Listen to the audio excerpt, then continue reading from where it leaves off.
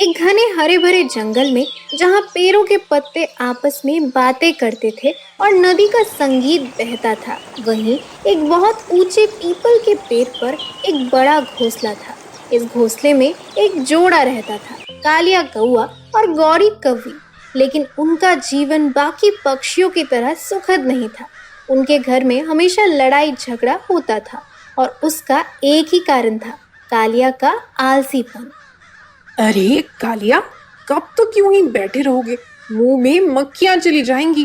देखो तो सही, घोंसला खाली पड़ा है, पेट में चूहे कूद रहे हैं और तुम्हें अपनी मस्ती सूझ रही है। अरे गौरी, इतना सुबह सुबह क्यों चिल्ला रही हो? मुझे थोड़ी देर आराम करने दो, खाने का इंतजाम हो जाएगा। कहाँ जाएगा खाना? यही तो है।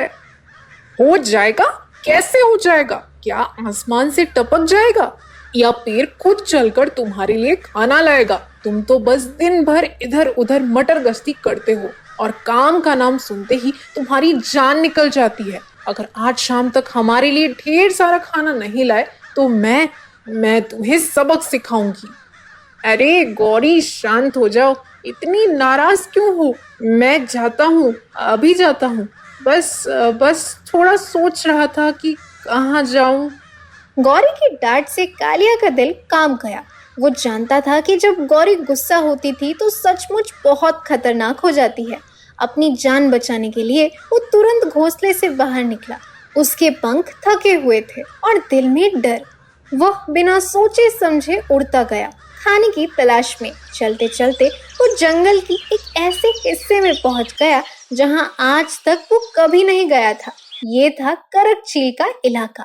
चारों ओर सूखे पेड़, नुकीली चट्टान और एक अजीब सी खामोशी थी। ये कैसी जगह है?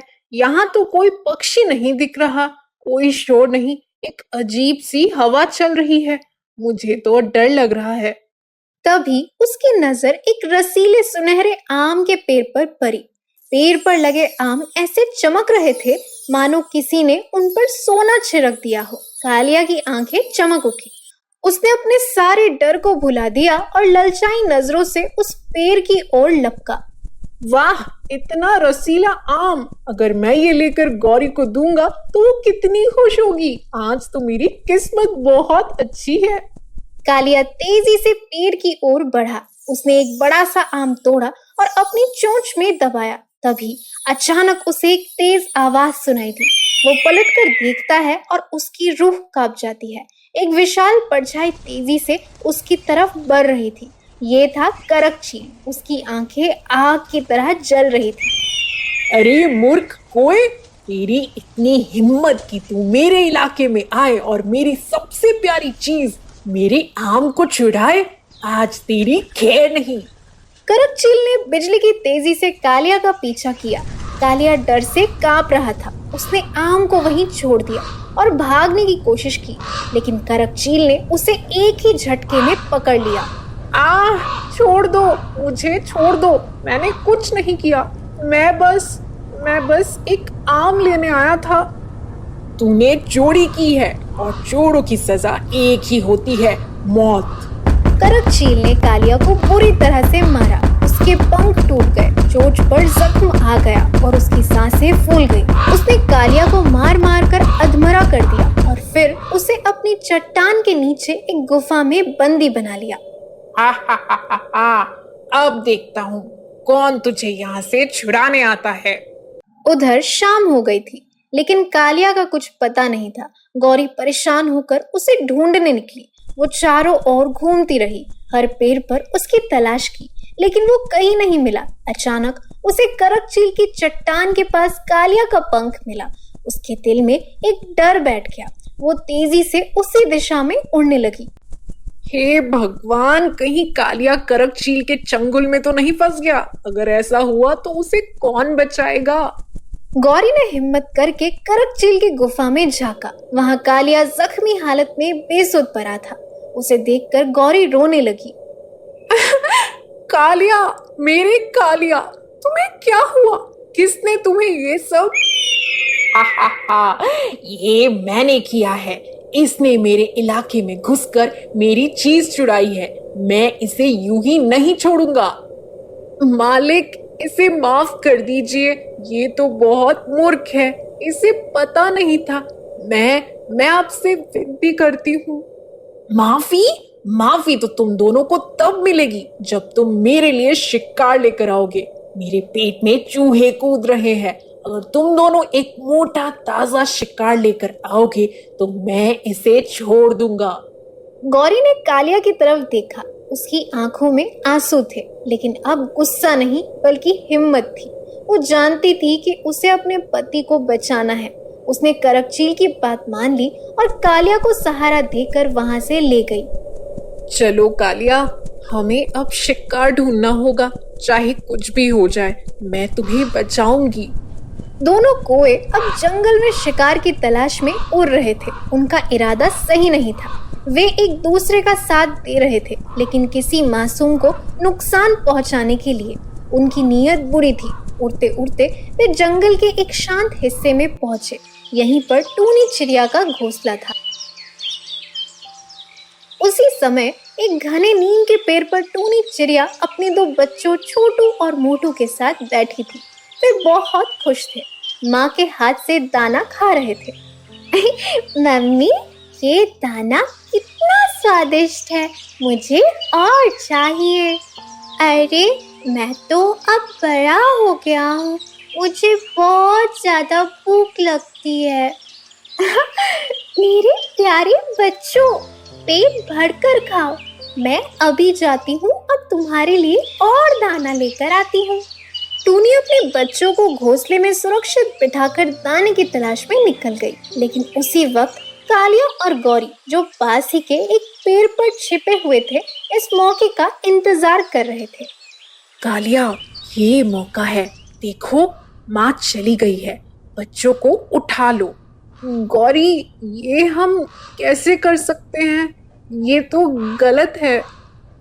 कालिया, अभी भी तुम कामचोर ही रहोगे। हमें अपनी जान बचानी है। करकचील हमें कच्चा खा जाएगा। जल्दी करो।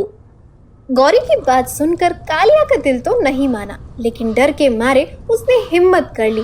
वे दोनों बिजली की तेजी से टूनी के घोंसले में घुसे और मोटू को अपनी चोंच में दबाकर वहां से उड़ गए। छोटू अपने भाई को देखकर जोर जोर से चिल्लाने लगा, भैया, मेरे भैया को कोई बचाओ, कोई है यहाँ, मेरी मदद करो। छोटू की चीख सुनकर पास से गुजर रहे कमल कबूतर और मोहना मोर चौंक गए। वे तुरंत घोंसले के पास पहुंचे। क्या हुआ छोटू? कौन उठा ले गया तुम्हारे भाई को? कौवा मेरे भैया को ले गया। तभी टूनी चिड़िया दाना लेकर वापस आती है अपने खाली घोंसले, और रोते हुए बच्चे को देखकर वो बुरी तरह से घबरा जाती है। मोटू, मेरा बच्चा कहाँ है? हाय, ये क्या हुआ? टूनी, रोने का समय नहीं है। वे अभी ज्यादा दूर नहीं गए होंगे। अगर हम उनका पीछा करें तो हम उन्हें बचा सकते हैं। कमल कबूतर सही कह रहा है। अब हिम्मत से काम लो। हम सब मिलकर उनका पीछा करते हैं। कमल कबूतर, मोहना मोर और टूनी तुरंत एकजुट होकर चले गए। उनके दिल में सिर्फ एक ही लक्ष्य था, मोटू को वापस लाना। कुछ ही देर में वे दोनों कौओं को एक ऊंचे पेड़ के पास पकड़ लेते हैं। कालिया, गौरी, मेरे बच्चे को कहाँ ले जा रहे हो? उसे तुरंत छोड़ दो। अब तुम आ गई हो टूनी। तुम्हारा बच्चा अब हमारे मालिक करकचील का खाना बनेगा। टूनी का गुस्सा 7वें आसमान पर पहुंच गया। वो गौरी पर हमला कर देती है। कमल कबूतर और मोहना मोर कालिया पर हमला करते हैं। चारों के बीच जोरदार लड़ाई शुरू हो जाती है। मोहना, हमें इन्हें हराना होगा, ये निर्दयी हैं। हाँ कमल, आज हमारा कर्तव्य है इस मासूम बच्चे को बचाना। लड़ाई के बीच मोटू डर से कांप रहा था। एक झटके में वो गौरी की पकड़ से छूट गया और छुपने के लिए एक घनी झाड़ी में भाग जाता है। टूनी को लड़ते लड़ते एक पत्थर से चोट लग जाती है और वो जख्मी होकर जमीन पर गिर जाती है। आह! लेकिन कमल और मोहना ने अपनी हार नहीं मानी। उन्होंने मिलकर कालिया और गौरी को इतनी बुरी तरह से मारा कि वे दोनों डरकर वहां से भाग गए। गौरी, भागो, ये बहुत ताकतवर है। कालिया, तुम एक भी काम ढंग से नहीं कर सकते। कमल और मोहना टूनी के पास पहुंचे और उसे सहारा देकर उठाया। टूनी दर्द से करा रही थी। टूनी, तुम ठीक तो हो ना? हाँ, मैं ठीक हूँ, लेकिन मेरा बच्चा मोटू कहाँ है? टूनी अपने बच्चे को आवाज देती है।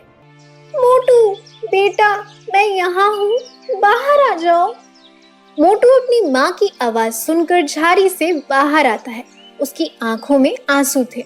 वो दौड़कर अपनी माँ के पास आता है और उन्हें गले लगा लेता है।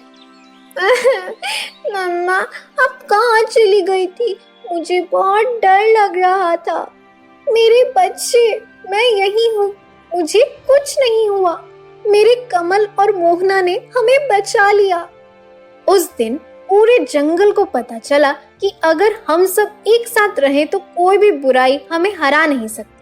कालिया और गौरी को उनकी करनी का फल मिला और टूनी, कमल और मोहना की दोस्ती और भी गहरी हो गई। जंगल में फिर से शांति और खुशहाली लौट आई। अरे, जंगल के दोस्तों की तरह आप भी इस साहसिक सफर का हिस्सा बनिए। चिंटू और टूनी की अगली रोमांचक कहानी जानने के लिए हमारे चैनल को सब्सक्राइब करें। बस नीचे दिए सब्सक्राइब बटन को दबाइए, बेल आइकन को चटकाइए और हर नए रहस्यमय तारे की कहानी सबसे पहले पाइए। आपका साथ ही हमारी कहानियों को चमक देता है। तो तैयार है ना? अभी सब्सक्राइब करें और जंगल के अगले रोमांच में हमारे साथ उड़ान भरें।